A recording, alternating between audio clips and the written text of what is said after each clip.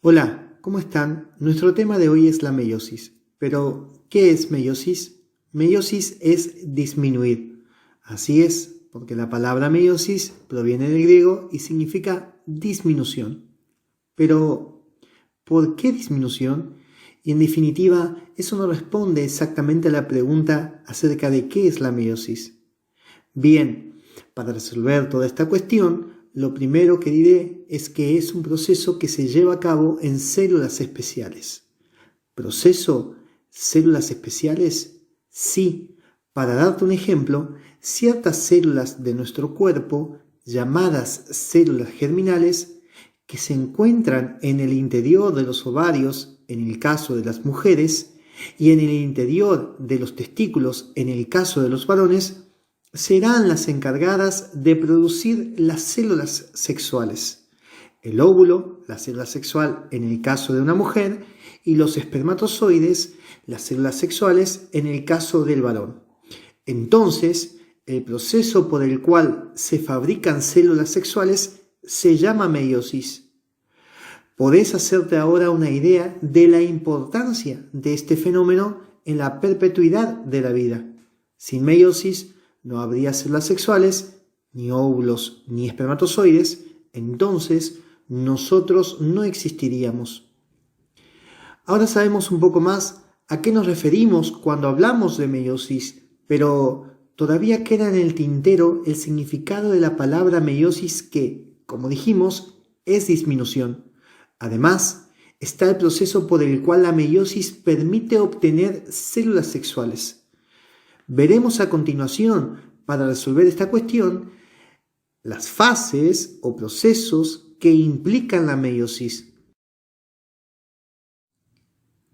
Hay una etapa previa a la meiosis.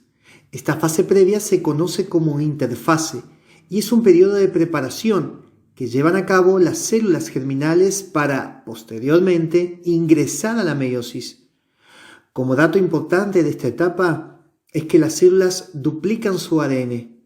Las células, finalizando interfase, son diploides y por eso son células 2N. Pero además de esto, como dijimos, tienen la información duplicada debido a la duplicación del ADN. Y ahora sí, luego de este periodo de preparación, llega la meiosis de la célula. La meiosis se divide en dos etapas sucesivas, meiosis 1 y meiosis 2. En el comienzo de la meiosis 1, como dijimos, la célula es diploide y posee información genética duplicada. La primera etapa de la meiosis 1 es la profase 1, fase fundamental y la de mayor duración dentro del proceso. La profase 1 se divide a su vez en 5 subetapas. Representaré estas etapas utilizando a una sola pareja de cromosomas homólogos. La primera fase es el leptoteno, que se puede traducir como cinta delgada, debido a que los cromosomas recién se empiezan a condensar. En esta etapa se comienza la asociación entre cromosomas homólogos. Además, estos se encuentran unidos a la envoltura nuclear gracias a las placas de unión. En la siguiente subetapa se encuentra el cigoteno. Los cromosomas homólogos se aparean y alinean en toda su longitud mediante un proceso llamado sinapsis.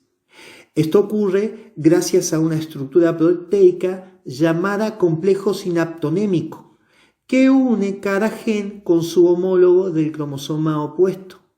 Se forman así pares de cromosomas llamados bivalentes. Durante la subetapa del paquiteno, los cromosomas íntimamente unidos o bivalentes intercambian fragmentos entre cromátidas no hermanas en el entrecruzamiento o crossing over. El resultado son cromátidas mixtas, con fragmentos de uno y otro cromosoma. En el diploteno o cinta doble, los cromosomas homólogos comienzan a separarse al desaparecer los complejos sinaptonémicos y las 4 cromátidas se hacen visibles, 2 por cada cromosoma. Sin embargo, en los puntos en que se ha dado el entrecruzamiento, llamados quiasmas, continúa la unión entre los cromosomas. Esta estructura se conoce como tétrada.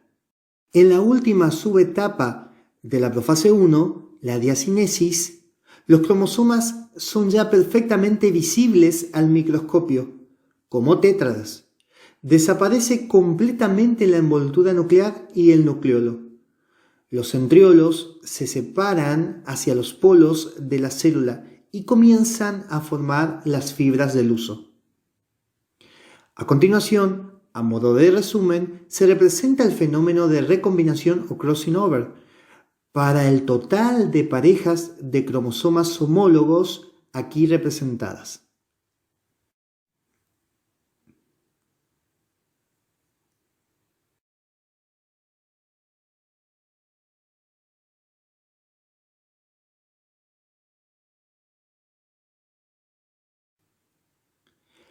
La etapa que sigue después de la profase 1 es la metafase 1, y en esta etapa las parejas de cromosomas homólogos se alinean en el plano ecuatorial de la célula. Las fibras del huso se han unido al cinetocoro de cada cromosoma homólogo.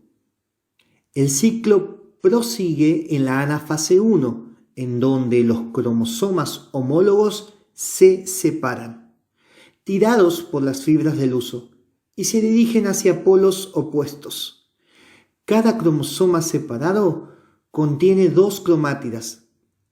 En la telofase 1 podemos ver a los cromosomas en los polos de la célula. Cada dotación cromosómica de cada núcleo contiene solo la mitad del número de cromosomas del núcleo original. Es por ello que estos núcleos son haploides.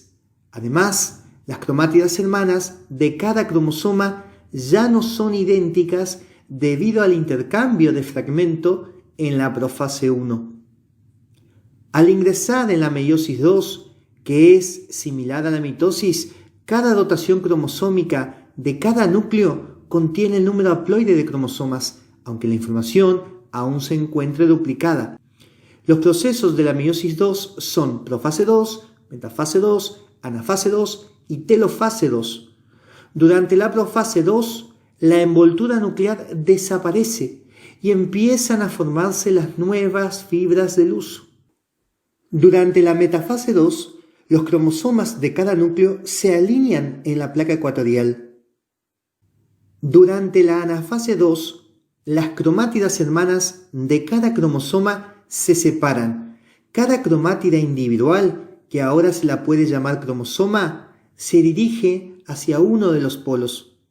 Durante la telofase 2, los microtúbulos del huso desaparecen y se forma la envoltura nuclear alrededor de cada dotación cromosómica. Existen ahora 4 núcleos, cada uno de los cuales contiene el número haploide de cromosomas. Por último, la citocinesis se produce como en la mitosis. De esta manera se forman las células sexuales. Creo que con esto podemos hacernos una idea de por qué el término meiosis significa disminución.